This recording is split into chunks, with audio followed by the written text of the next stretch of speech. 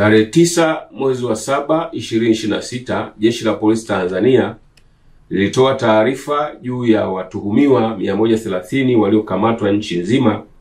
kutokana na tuhuma za kupanga na kuhamasisha vitendo vya kihalifu. Watuhumiwa hao waliokuwa wamekamatwa kutokana na ufuatiliaji uliokuwa unafanywa na vyombo vya ulinzi na usalama katika majukwaa mbalimbali yakiwepo ya mitandao ya kijamii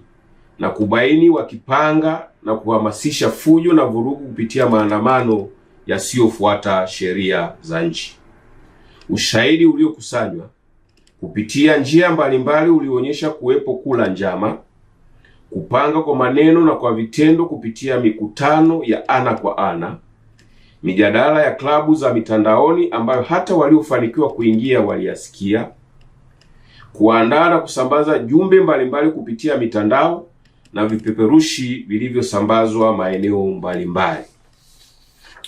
Mengine waliokuwa wakipanga na kuhamasisha mbali na kufanya fujo na vurugu kupitia maandamano yasiyofuata sheria,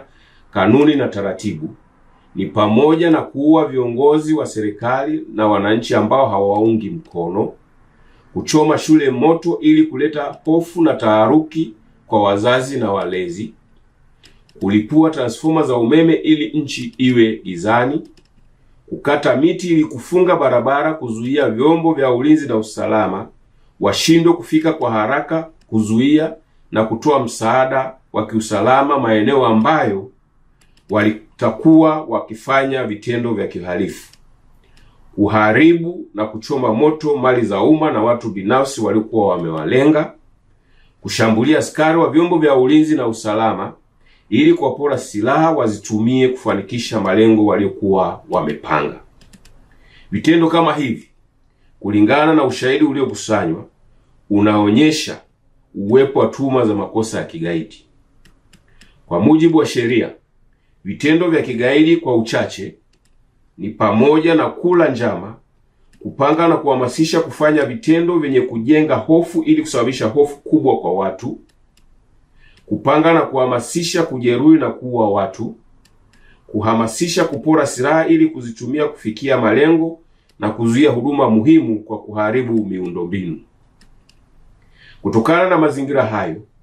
watuhumiwa hao waliokuwa wamekamatwa walianza kufikishwa mahakamani na hadi sasa waliofikishwa mahakamani ni 36,